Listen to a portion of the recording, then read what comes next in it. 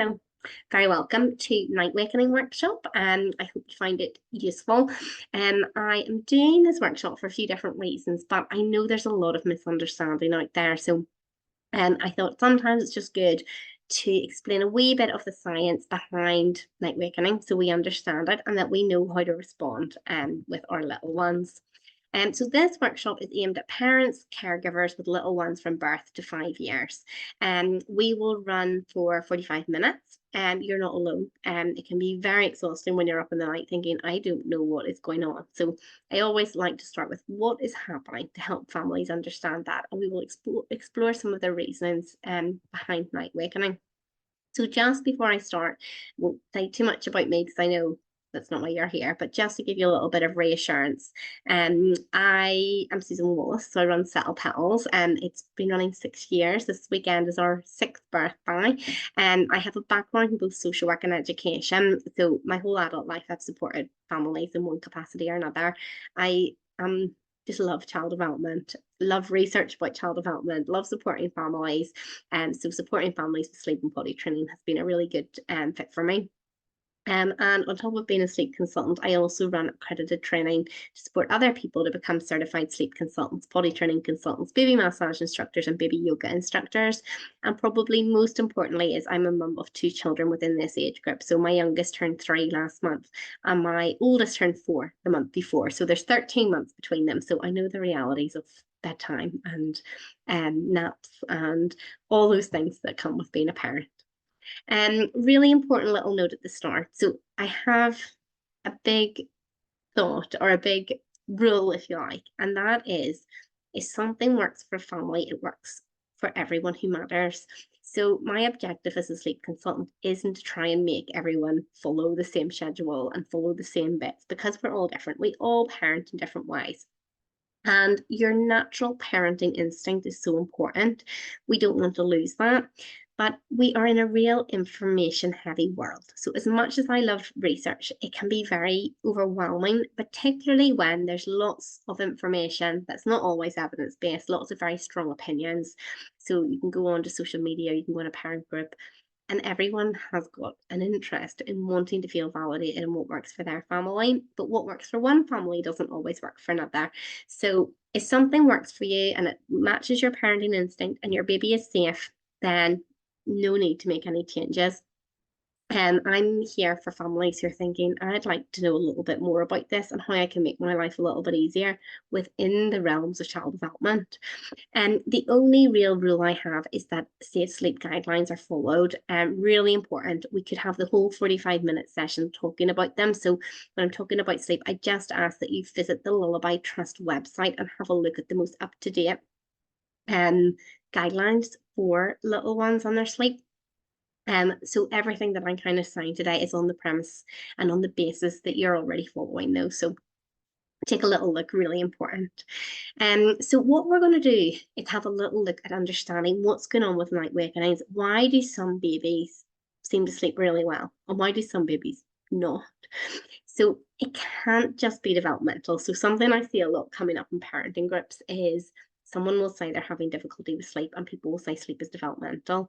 And there is absolutely developmental aspects of sleep. So what we would expect from an 8-week-old is very different from the sleep we would see from an 8-month-old, which is very different to an 8-year-old and very different to an 80-year-old. But we also know there is so much more to it than development. And you can have a 6-month-old who's sleeping through the night and a 3-year-old who isn't. So if we're only looking at the developmental aspects, you'd be thinking, oh, is this 3-year-old not meeting the same developmental milestones as this 6-month-old? And that's not the case. And with developmental milestones, they tend to be something that you get and keep unless there's trauma or some red flag concern regarding health. So let's say you have a baby and they learn to roll. That baby will continue to be able to roll. And if they stop rolling, it's usually a little red flag that it warrants further investigation. Or if a child was talking and they stopped talking, or walking and they stopped walking, we tend to keep our developmental milestones. Where I'm now 40, if I didn't sleep well tonight, my husband wouldn't say, my goodness, you've regressed. You went through a regression last night. He would likely say, did you drink coffee too late? Are you worried about something? Are you unwell? Are you too hot? Are you too cold? Is there something going on with the kids? something environmental. So we know there's other factors that can impact sleep within a developmental context. So in the 70s, there was a doctor called Dr. Anders, and he wanted to know, why do some babies sleep really well and some don't? It can't just be developmental. There's something else going on. What is going on? So what he did was he filmed loads of children sleeping to look for little clues. What is going on with these children? And his finding was really significant. What he found was that all babies wake in the night. So those who were given the illusion of sleeping through, he could see them on the camera waking, looking around them, and going back to sleep again. And then there was others that every single time they woke, they had to call for support.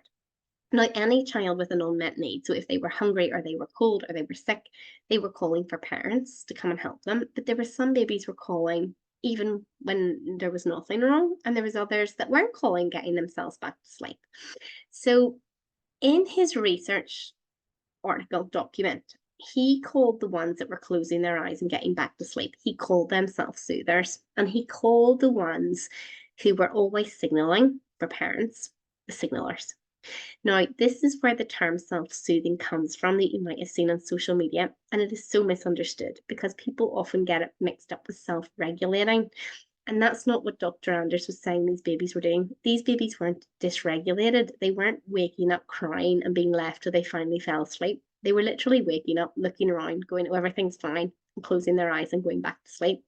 So he called them self-soothers, literally from his research article, and it's been really taken and misinterpreted, particularly on social media and some blogs. So self-soothing doesn't mean self-regulating. It just means a child who's able to get back to sleep on their own, from Dr. Anders' research document.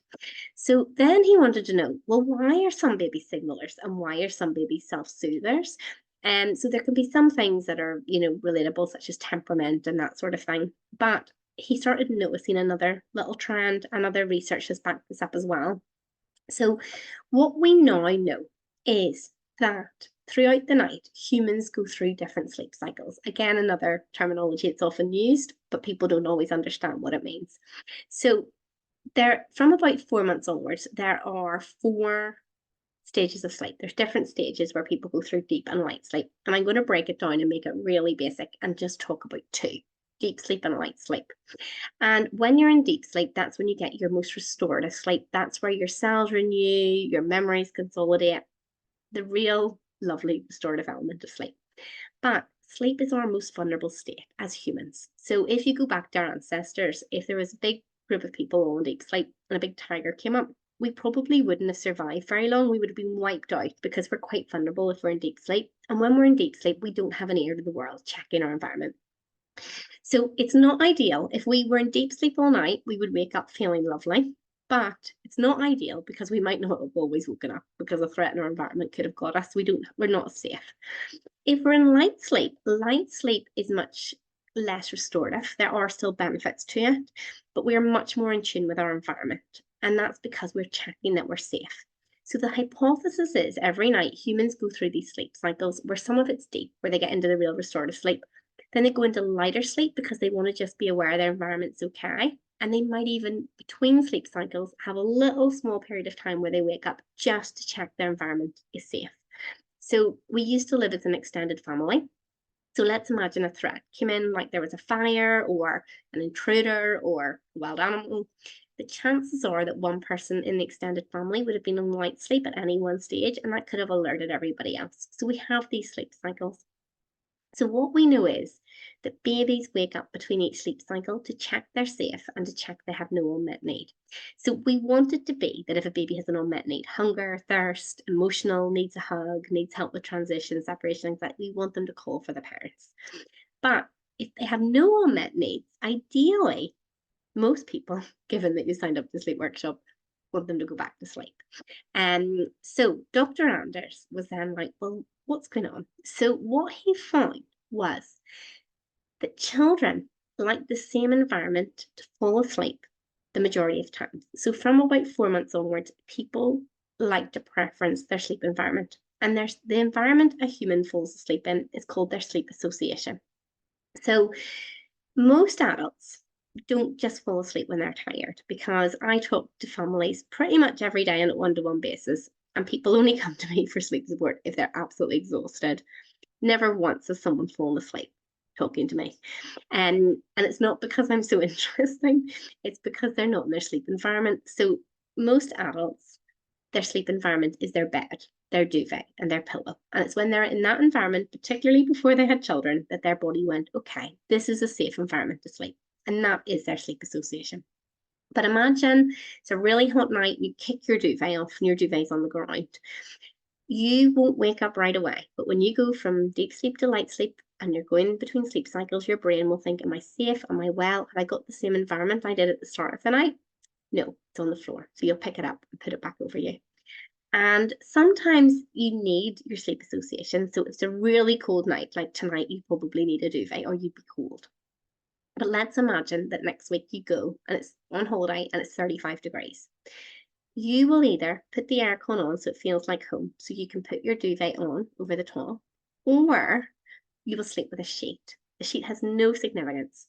You don't need the sheet from an on-need perspective. You're not going to be cold without it, but your body needs your sleep association to go to sleep. So what Dr. Anders found in his research study was that when children wake up in the night, they want the same sleep association to get back to sleep that they had at the start of the night and at nap time. So some babies have one, some have two, but they can't get it themselves. So if a baby, for example, is being rocked to sleep, so rock could be a lot of buggy sleeps in the day, it could be a lot of car sleeps, it could be being rocked in arms at night. If they go from one sleep cycle to another, they will think, I can't get back to sleep without my sleep association. And they can't bend down and pick it up and put it on. They need to call for you. And just like a newborn baby will often need rocked sleep, because rocking is like the womb. And in the womb, you're rocked to sleep, especially when mom's walking around. They're thinking, I need rocked back to sleep. That's when I get to sleep. So they're going to have to call you every single time. Or a baby who is fed to sleep will probably want fed back to sleep. If they're cuddled to sleep, they probably won't cuddle back to sleep. If they're sucking a dummy and the dummy falls out, they're going to need that back in. And some babies can put it back in themselves and some can't. If they can't, you're going to be up putting it in every sleep cycle. And the thing I really want to stress is that sleep associations aren't bad. So it is not bad to feed to sleep or rock to sleep. You're doing your child no harm. And in fact, there can be really beneficial qualities for all of those things. But you'll need to do it every time. And children find what I call a pick and mix really hard. So if you're cuddling your baby to sleep at the start of the night and transferring them in, they are going to find it really hard to sleep in their cot all night because they need cuddled back. So if you co-slept safely and follow safe sleep guidelines with that same baby, they probably will sleep really well. And that's because their sleep association every time they go from one sleep cycle to the other is there with you, or the same with feeding. Or why you might find that you can get a longer nap if they're in the car or the buggy, it's because you've got that same sleep association at the start and the end. So none of those things are right and wrong. But what Dr. Anders found was that all babies wake multiple times in the night, and two, how they fall asleep at nap time and night time will determine how they want to fall back to sleep in the middle of the night. And if they don't have that, they're going to need your support. So the babies who were the self-soothers, who were getting themselves back to sleep unless they were hungry or cold or sick or needed emotional support, were the babies who were able to fall asleep in their cot awake. And then they could get themselves back awake and they can do an assessment. Am I hungry? Yes, I'll call for someone to come and help. If not, oh no, everything's fine. I've got my sleep association, which happens to be my cot, and I'm going to go back. And what I have found, and I'm going to be honest and tell you, I haven't found the research evidence, and I do love finding research evidence for things. But what I've found, because I've supported hundreds of families over the last 6 years, is for babies under 6 months, if they're in their cot, and babies under 4 months, they're quite flexible with sleep association. So they can be rocked sometimes, they can be put down sometimes, they can be in buggy sometimes. They're quite flexible. And from about 4 months to 6 months, as long as a baby falls asleep in their cot or Moses basket, even if you're patting them the whole way to sleep, they can still replicate that. From 6 months to 2 years, if you're in the room with a child but not touching them, they can replicate that. If you're touching them, they want you to touch them back. But if you're in the room with them, that's okay. And from 2 years up, if you're in the room with them when they fall asleep, they want you back in the room. So if you're in the room when they fall asleep, and they wake up and you're not there, they either call for you to come back or they come into your room, depending on their age stage and if they're in a cot or a bed. So none of that's right or wrong, but it's just worth thinking to yourself, how is my child falling asleep at the start of the night, in the middle of the night, and does it work for me? So if you're thinking, actually, all I needed was to know that information, and I'm really happy feeding sleep and going in every sleep cycle, and that's really important for me, then do not feel that you need to change that. But if you're thinking, okay, that buggy nap is actually why they're finding it harder to fall asleep at night or the middle of the night, is because they now need movement to get to sleep. So what you tend to find is for most babies, and there are some differences, is that between 6 to 8 p.m., later for newborns, so newborns tend to fall asleep 9 to midnight sort of time. It doesn't really matter if it's earlier or later than that. But from about 4 months up to about 5 years, if bedtime is between 6 to 8 p.m., which is usually, some children need earlier, some need later, just depending on nap schedules and all, and age and that sort of thing. If they fall asleep between 6 to 8 p.m., they usually will sleep really well till around 11. And I'll tell you some reasons this might not be the case in a moment, but they tend to sleep really well till about 11. And families will often say to me they sleep really well till 11. Now, it might be 10:30, it might be 11:30 or midnight, but that's sort of approaching midnight, maybe an hour off or an hour and a half off. They sleep really well the first little bit. And then they wake up every 2 hours thereafter. I will explain why. So, at different stages in our life, we release sleep hormone at different stages. So young children from around 4 months, and there's differences. So some children, it's a bit out, it's a bit later. This is on average. But young children tend to want to go to sleep about 6 to 8 p.m. If you're thinking, that's so funny, Susan, mine are still awake. Sometimes they can get into bit habitual later, and a whole lot of different reasons. But 6 to 8 p.m., if they get to sleep, those babies will often sleep, and toddlers and children will often sleep really well to around 11. And it's because at different stages in our life, we release the sleep hormone at different stages, and we feel our most restorative sleep at different times.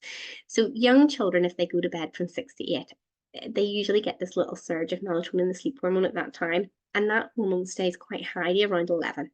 Then as the night goes on, the sleep hormone starts to dip and the wake hormones start to rise in prep for them waking in the day. So the later on you get, so if a baby wakes after 4 or 5 and they're dependent on a sleep association that you're supplying to get back to sleep, they often find it really hard to get back to sleep because cortisol is higher, their wake hormones are higher, their sleep hormones are lower. And for babies who need a lot of support to get back to sleep, often it's too much and you can end up with early rising. But they usually follow that sequence. And the reason they do is because most adults of childbearing age, so most parents, we actually get the urge to sleep usually between about 10 and midnight. So we're kind of going to bed as they're kind of stirring in light sleep. Now, from a protective point of view, this makes a lot of sense for babies because if you're cave, I'm always talking about cave people, no matter what training I do, they always end up talking about cave people, but I'm always trying to talk back to before we have the society that we had, the natural. If you have a little baby sleeping in the corner of a cave and that baby knows my parents are awake until around 11, doing whatever cave people did in the cave, they can relax because we know sleep is our most vulnerable state. So they can enter that vulnerable state and be quite happy in it, knowing that we're alert and looking out for any tigers or, threats that are coming. And then we go into our deepest sleep after that. So most babies aren't as tired as adults because they then start waking up when we need our deepest sort of sleep. Now you will get your own back because teenagers' most deepest restorative sleep tends to be between about 4 and 8 in the morning. They find it really hard to get up because our school systems and college and university and all those things aren't designed for teenagers needing their deep sleep from 4 to 8. And you might say to them, why did you not go to bed earlier than I did? They can't. It's like your baby saying to you now, why did you not go to bed at 7 o'clock like I did? We're on different patterns. So if you're seeing this wake around 11 and then waking every 2 hours, some children it's an hour and a half, but on average about 2 hours, that's them just going between sleep cycles and needing you to replicate what's there. If your baby is going to sleep or your child between 6 to 8 p.m. and is waking earlier, like after an hour or an hour and a half, because we usually expect the deepest sleep at that stage, it can be a little clue that something is kind of off. So sometimes that can be they're overtired. or undertired, maybe they've had too late a nap, or if there's something bothering them like reflux or an allergy, or they've got itchy skin with eczema or something like that, it's posing a little question. Yes, why would they be waking now? Because it's not following that same sleep association wakes that we would kind of expect. If they have an unmet need, we need them to signal and we want them to signal. So it could be an emotional need, it could be hunger, it could be pain, if they're too hot, they're too cold. I really like natural materials and sleeping bags and bed clothes because it helps regulate the temperature. And I know it's really hard to get organic everything for children, but I always think if we can get the night right, we've got like 50% of their waking hour not breathing in those chemicals, and also it helps to regulate their body. And I know they're more expensive, but I get a lot of them on Vinted. So I got like 4 sets of little green radicals organic pajamas that I know will help keep them warm in the winter and cooler in the summer. And they were on Vinted for £5 for 4 pairs. So their jammies are a really good thing to buy secondhand because children don't tend to wear them when they're outside or when they're eating. So they tend to stay quite nice. So if you want to make sure that they're too hot or too cold, I tend to go with the natural materials, and you can get them secondhand. And they might cost less than buying the polyester ones, for example. They don't allow, they keep the heat in and they make it really difficult for them to regulate. If they've got an allergy, reflux, silent reflux, any signs of that or eczema, it's really important to kind of work that out and help them with that, because otherwise we want them to signal to us when they're feeling discomfort or they need something. So it's really about thinking, okay, how do we help with that? And of course, feeds will very much depend on age and stage. So we mentioned, so we all like the same environment. If independent sleep is your aim, there's lots of information on the online sleep resource. You can change somebody's sleep association, and usually the best way to do that is in a really gradual way. So let's say you've got a baby who is being rocked to sleep in your arms and you're rocking them to sleep, and you're thinking, okay, well, how do I change this that they're falling asleep in the cot? Because if you just put them in there, they're not going to be very happy. What you could start doing is rocking them and patting them. So we're adding this pat, and over the course of a few nights, try and take the rock out. So in the end, all you're doing is actually patting them to sleep, and they'll still need pat back to sleep at this stage. But it means if you then start trying to put them in a wake, you can be patting them, like lying through the bars or lying beside them and patting them, and they already see this as association. And then start only patting them when they're upset, or if they're needing a wee bit of support. But anytime they're okay, take your hand away. Supply support is needed, take your hand away, until eventually you can just lie beside the bed one night without any padding, and then every night move a little bit further, a little bit further, a little bit further, a little bit further, till you're out the room. But there's lots more. There's quicker ways than that on the online resource. I have an online resource. It's usually £35, but for 2 nights I have it up on the website in the sleep category of Settle Petals for 15. And there's lots of different strategies depending on age. There's a toddler one from 18 months to 40, and then there's a 4-month to 18-month, as well as a newborn one. So it is worth just having a little think, how does my child fall asleep, and is that working for me? And for them. The other thing to be aware of is sleep pressure. So you're probably very aware of lots of different nap schedules. So it's also important to know, although I love a nap schedules are not for everyone. So I have a personality that loves order. Like, I love a schedule, I love timing, I love my diary, I love a to-do list. And when I have a bit of structure to my day, my body relaxes and I like predictability. Where other of you listening to this might be like, I can't actually think of anything worse than all of my days being like, planned out like that. And you might think, actually, that causes me stress. So we're all different, and it's about getting something that matches you. So if a set schedule makes you feel confident and de-stressed like it does me, then you can use them. If you're thinking, no, that just sends me with absolute dread, then it's probably best not to use them. But what we're trying to do, and there's different ways of doing it, is prevent children getting overtired or undertired. We want it to be Goldilocks. We want it to be their tiredness is just right. So I'll explain a little bit about sleep pressure. So we have 2 different drives of sleep. The first is this hormone drive, where we know that we tend to, from a certain age, start having more consolidated night sleep. We've got this hormone drive going on, and we also have something else, which is about sleep pressure and how tired you are. So there is a chemical in all of our brains, and every time we're awake, this chemical rises, and every time we're asleep, it drops. And there's little receptors on the brain that pick up how much of this chemical we have at any moment in time. And it sends a message to our brain to help us know how to help prepare that body. So if someone's just woke up or they haven't been awake for very long, their sleep pressure is quite low. And that's, if we put that child to bed, that's what we call under tiredness. And nothing really happens. That child's really going to struggle to go to sleep, just as any of us would if you're under tired.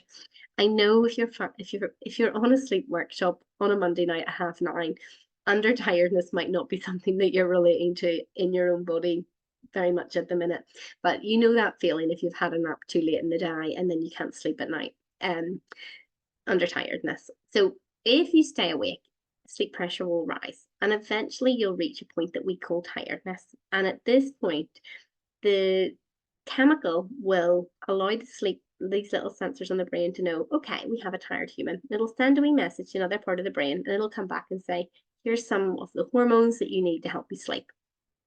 That person will usually only sleep if they're in an environment that they associate with sleep. So if they have their sleep association, whether it's rocking, whether it's they're caught, whether it's dark, whatever it is, and they're tired, if they have no unmet needs such as sickness, etc., this is usually a really easy point to get them to sleep. If for some reason that they are tired, but they don't have their sleep promoting environment, they will stay awake and sleep pressure will continue to rise.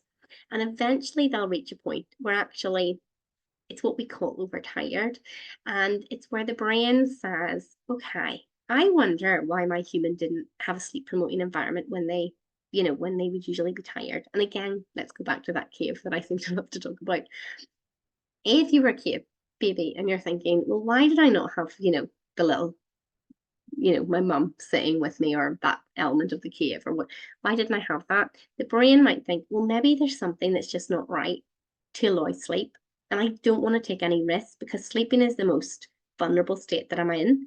If I go to sleep and there's something in the environment that isn't ideal, like a storm or something going on, I want to make sure I'm alert so that I can respond and let people know if I need them. So instead of sending the sleep hormone at this point, we will get some cortisol, adrenaline to help keep that human awake. And there's a phrase that every parent will relate to, which is, if they're tired, they're wired. So you know that feeling that they've missed a nap or they're going to bed late and you're thinking, great, they are going to sleep really well tonight because they have missed some sleep and they'll just catch it all up tonight. And they absolutely do not. And they might find it really hard to get to sleep, or they might just crash. They start waking up more that night and might even wake up even earlier or have a really short nap despite the fact that their nap was really pushed. That is why it's about the sleep pressure. It's about the brain wanting to protect itself. There's no harm in it. It just isn't ideal. So there's a phrase, they're tired, they're wired. So as a sleep consultant, I've been in people's houses before, and they say, and I'm saying, I think we need to move bedtime back. And they're like, Susan, look at my child. And they're running around the place. That child's not tired. I'm like, no, they're so tired. They've now entered this tired but wired phrase. So if you try to put that child to bed at 7 o'clock, they're never going to do it. You'd have to really tweak it carefully. And I always start with where they are falling asleep. So they're falling asleep at 10. Keep it at 10. A few nights later, make it 10 to 10. A few nights later, 20 to 10, and gently move it, because otherwise they're going to be like jet lagged if we try to move them too quick. So if you try to put a child to sleep who's overtired, sometimes they will go out really quickly. Sometimes it'll take them ages to get to sleep, but often their nap will be shorter and they might have more frequent night wakening. So with overtiredness, we'll often see more frequent night wakenings because they're literally scanning, okay, I eventually had to fall asleep because my desire to sleep took over, but I'm still not 100% convinced that this environment is okay. So as a little compromise, I'm going to sleep, but I'll keep checking it frequently. So for the child that can't get back over, that waking gets even more pronounced. So you might see it that they're waking really regularly. If they have a big period in the middle of the night, like 2 hours where they just can't get back, often that can be under tiredness, because what they're actually having to do is rebuild up their sleep pressure to get them back. And it's called a split night because it's almost like they have 2 different nights. Interestingly, research has shown that early wakes are often more associated with overtired children, and there's some research that actually those that were going to bed earlier slept longer, and it's not what you would think. So there's this popular concept going around at the minute that children have this X amount of hours that they need to sleep, and once they've reached it, that's them.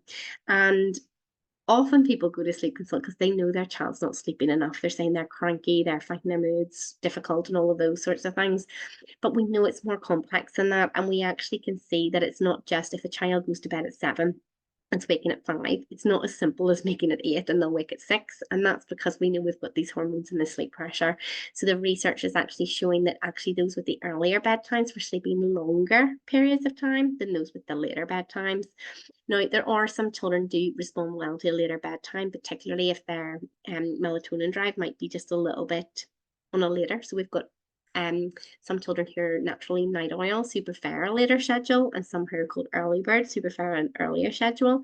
And again, it's all designed to keep us safe. So if we have a group of part of the population, 10% that stay awake a little bit longer and 10% that wake a little bit earlier, it means that when we were all an extended family living together, there's actually less time where we were all sleeping, which kept us a bit safer. If we were kind of staggering that. So there's some children will go earlier and some will go later, and putting either of them at the wrong time won't work for their body. So we do have to look at that little child as well. So that's a little bit about nap schedule. If you're a nap schedule lover, if you're on my Instagram, which is Settle Petals, I'm really conscious about saying here is the right sleep schedule for a 5-month-old, 6-month-old, 7-year-old. But what we do know is that our ability to manage sleep pressure gets better with age. So younger babies need much shorter time awake before they get overtired than an older child, hence why they go from 4 naps to 3 naps to 2 naps to 1 nap to no nap. And bedtime gets naturally later as you get older because the ability to manage sleep pressure gets better with age. And some people will say, well, give me an example. And I'm afraid to just put up here is the example 4 on my social media, because another family will see it and get really stressed out and be like, I hate schedules, or they'll try it and it's not the right schedule for your child. So you have to tweak it a little bit depending on the feedback your child's giving you.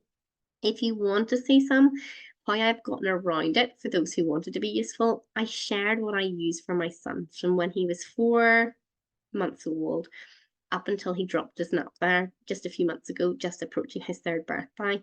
So if you go to the highlights, which say Hugh's naps, you'll be able to see if you want a rough guide, but please know it is a rough guide. And there is no research that's ever been done that says this is the perfect schedule for an 8-month-old or 9-month-old or 10-month-old. So if you've been looking at those apps and you're getting stressed out about them, and that's why. If you're not, because your child might just not be the right one for them. But if you find that your child can only do short naps and you're thinking, why are all these people imagining that I put my baby down, they're going to go to sleep for 2 hours, if they're only ever doing 30-minute naps but you're helping them to get to sleep at the start of the night and the start of the nap, they'll only be able to do one sleep cycle unless you help them back to sleep with the second. So you often get shorter naps for babies who are finding that hard to link, or that dummy. Those dummies can be a little bit of a pain if they're falling out and not putting it back in. If you're using a dummy, it's worth knowing that for younger babies, there is some research that suggests that they might help prevent SIDS in those early days. But the NHS is now recommending that we get rid of dummies between 6 and 12 months. After that, it can be harder to get rid of, but you are going to have to put another sleep association in as they learn to sleep without it. But if you're plugging the dummy, that is why. Other reasons why babies can wake in the night and practicing skills. So again, I see lots of information on, parenting groups. It's like, oh, I think I've seen every month regression mentioned ever.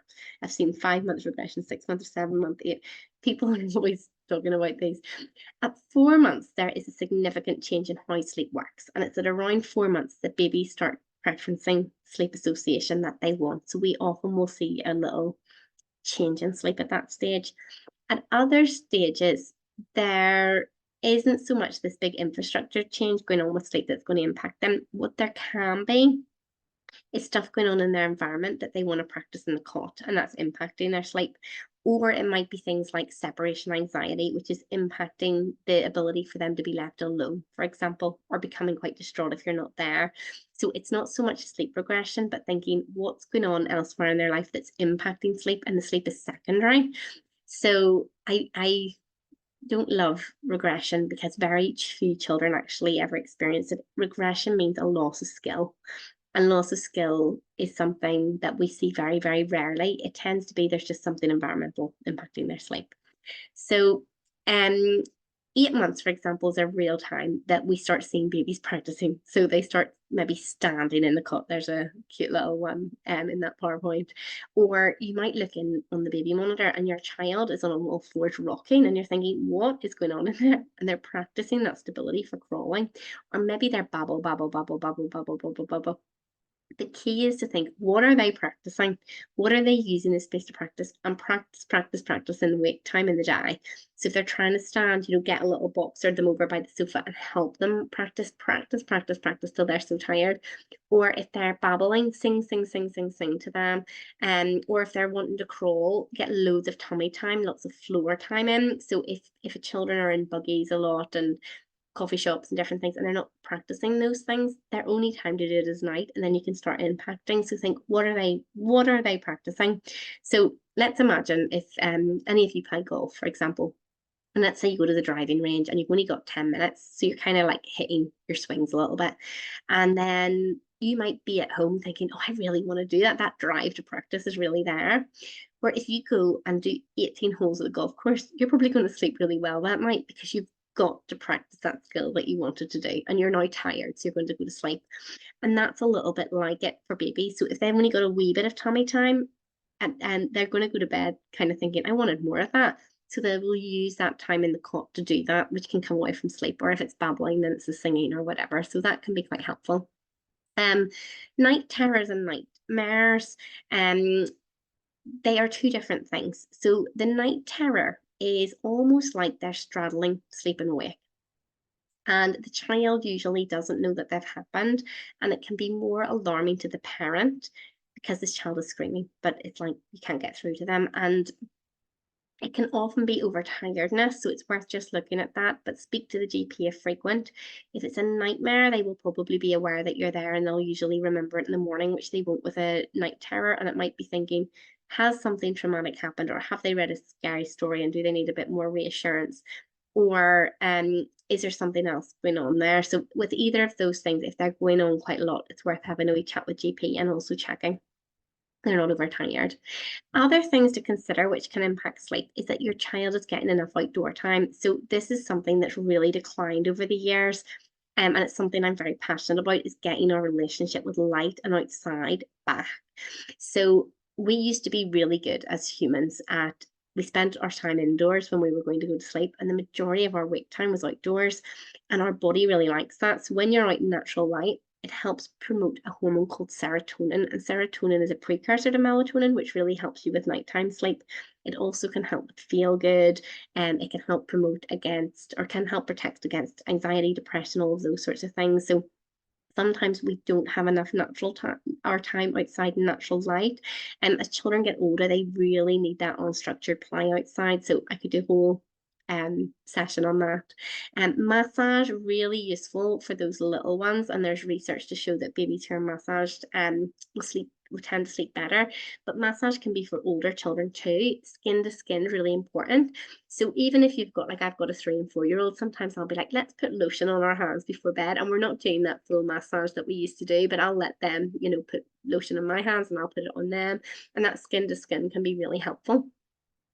A consistent night routine. So children like to know the bedtime is coming. So if you're doing a similar thing every night, that can really help. Lots of one-to-one time. So if babies or young children or preschoolers or even school children, if they feel they haven't got that, they will need that in the night. So one way around that, and because a lot of us, we're working as well as being parents, is for children of kind of just older toddler, especially for little preschool, it's really good for them, or for new little P1s, P2s, is to get a little basket, and in the basket put like lots of little items they like Play-Doh or jigsaws or whatever. And every night for 10 minutes, you do this basket with them. Your phone goes away, it's this time, and you maybe might want a timer so your child knows when 10 minutes is up. And it's only 10 minutes a day, but you talk about it all the time. So when they're going to bed, say, do you know what the favorite part of my day was? Doing that basket time with you, and I can't wait to see what we're going to do with it tomorrow. Or you're dropping them off at nursery or daycare or school. I'm going to miss you when you're at school, but I am so looking forward. When I'm at work, I just think I can't wait to our special time every evening. And you pick them up. Oh, have you been thinking about what we might pick out of it? So you're really talking about it. So although it's only 10 minutes, the connection, you can talk about it lots of different times of the day, and they can be thinking about it. And that can really help. And bedtime 6 to 8. There are some children will need a little bit of a later bedtime, but I'm being very generic there. So this is not my most popular advice, but I wake children up to the age of about 3 at 7 o'clock every morning, no matter how the night before went. And I know that's not popular for those who sleep in, but if we want children to avail of be tired enough come 6 to 8 p.m. and have enough wake hours, if we say, okay, they had a bad night, I'm going to let them sleep in. They're not tired enough to meet their natural rhythm the next day. And then we're not making up for the night before, we're borrowing it from the next night. So I know that's not popular, but to get them in a natural rhythm. And at 7, I open all the blinds, so we're getting lots of natural light in. The sleep association that works for your family, if feeding to sleep works for you, keep feeding to sleep and doing that, because it can be a really easy way to get them back. If something's not working, you can change it. And white noise, if you're using it, it needs to be continuous and non-looping. So white noise is a frequency that just runs at the same frequency, and children like the same thing every sleep cycle. So if it's a motion censored or a cry censored one, I do not recommend those, because if it's not there when your child's going from one sleep cycle to another, we're teaching them to cry or move to get back to sleep. And that's a really difficult way to go about it. It needs to be 50 decibels or less from the point where they sleep, and it needs to be non-looping. So a looping model literally tape records white noise and plays it on a loop, and that's not helpful. You want it to be true white noise. Electrofan Micro 2 is the one that I use and really like. Exercise, yourself, if you haven't done enough exercise, it's hard to sleep. They need to move their bodies. Even young children need little bits of tummy time. Their diet, so there's lots of strange things that you wouldn't know impact sleep, like bananas. Some bananas can actually be sleep promoting because of some of the properties they have, but if they're overripe, they then start promoting a stimulant. So lots of different things on diet that you can do, just making sure there's not too much processed sugar, etc. Blue light, we know can impact sleep. So if you need a night light, either because your baby's very young and you're still going into them at night, you need to be able to see them, or they're scared of the dark, a red-based light is ideal. It doesn't impact the sleep hormone, melatonin, and it also makes a lot of sense because humans never had access to white blue light outside of daytime until we brought electricity in our home, but we always had access to fire. So, cave women and men were getting up, pretty much think it was the cave woman, if I'm honest, when we're going back that far, but they were getting up to the fire and maybe going and feeding their baby there. And they had that natural light. Later it was candles, oil light. It's only really in the last 150 years we could possibly have white light in our homes outside of darkness. So it makes sense to me that that's not sleep promoting. So please don't go and light, fires and oil lamps. Health and safety, it's not a good idea, but you can get red light bulbs, or you can get Himalayan salt lights. And not too much in containers. I mean, the baby. So there's something called container syndrome, where children are going from, car seat to high chair to buggy and not getting much floor time. So it's just making sure they've got the exercise, and any unmet needs need addressed. So if we've got silent reflux allergy, and we don't know, it's likely to keep impacting them, even if these things are going well. So I have a few questions that had come through. I'd put up on the Q&A that I'm going to answer, that I said that I would help, that I would answer in this workshop. I know we're at the time. What I'm going to do when I answer them, if you have a little moment, is it's a little link to my Google reviews. If you found it useful, it would be so helpful if you wouldn't mind leaving a little review. It can just be so helpful. But while we're doing that, don't feel under pressure if you don't want to. But while we're doing that, I will answer these little questions that came in. So someone had said their 11-month-old is fighting naps, need to be rocked to sleep, but can be put down awake at night. So it sounds like there's obviously something going on with that nap that's not going on at night time. So the first thing I would be thinking is, Are they overtired or undertired? Can their nap time? And is the environment sleep promoting? So is there light getting in? And can we make this as dark as possible? So for an 11-month-old, a lot of children work well with a 2 nap schedule. So I would be, you can have a little look again on my Instagram at the little Hugh snaps of what I was doing at 11 months with him and see how that works for you. And just make sure that environment's really dark and that the white noise is on at 50 going through the nap, and making sure it's not too stimulating. So a lot of children will find it really difficult if you've been just in from activity and you're quickly up the stairs. They find that transition difficult. So just taking a wee bit of time, even if they're going down a wee bit later, just to help get them calm before that time. If you're finding that they're really finding it difficult, a little thing I used to always do, some outdoor time, so even have them, in a baby carrier or buggy or whatever, just getting that nice fresh air around them. And then I found if I brought them in and then give them a little snack and then did the bath, just, approaching that nap time. Bath can be any time of the day, and usually for skin reasons, they're not every day. And then tried the nap, it usually works really well for a child that's just finding that transition difficult. So it might just need to do that for a few days just to kind of break that little cycle. The next question is: a 7.5-month-old self-settles and sleeps 11 to 12 hours at night, but wakes up from naps crying. This isn't that unusual. Sometimes it can be that babies are hungry, or they can get into a little habit of it. And remember, crying's babies' ways of communicating. So it could be they're waking up and it's their little nappy, or they might just be in a part of sleep where actually they're feeling quite groggy when they wake. So just comfort them and soothe them. If they're sleeping really well, it might not be that anything is wrong with sleep. They might just be finding that wee transition difficult, or they just might be in a wee part of sleep where actually their blood sugar could be quite low, or they could be hungry. So reassuring them accordingly, and it's usually just a little phase. A 2-year-old is screaming at night that it's too dark and they're scared and the night light's on all night. So fears tend to develop around age 2. So up until age 2, children don't tend to have fears because they can be scared of things that are happening in there then, but it's only at around age 2 that children develop imagination. And with imagination comes fears. So if they're in the bath, they might never been scared of the bath, and you take the plug out, they start thinking, what happens if I fall down that? Something that an under 2 would never have thought of. Or they're in bed at night and they think, what if there's like a monster under my bed? Something that you couldn't do without imagination. So imagination is so lovely. It's great to see them playing and coming up with ideas, but it can also have this fear side. And in my experience, around age 2 to 3, most children develop a fear of something. So some it's hand dryers, some it's wasps or flies, some it's the dark, some it's the bath, some it's dogs. And even as humans, if you think about it, like, I don't like heights. We're all nearly scared of something, and it's only really from 2 that those start to come. The difficulty from 2 to 3 is their reality and their fears are really mixed up. So if, for example, you have a 2-year-old and they're watching Paw Patrol, and then they see a helicopter later that day, then they think to themselves, that helicopter's got sky in it. And their sense of reality and imagination is really mixed up. So it means the fears feel really real to them because they haven't got the prefrontal cortex well developed that's helping with that rationalization. So their fears can feel so real to them. And the nightlight that you've got is a good idea. And you might even want something a bit brighter. Get like a brighter red bulb that can go. You can get color changing bulbs on like Amazon, or even buy color changing lamp and maybe have that lit up for them.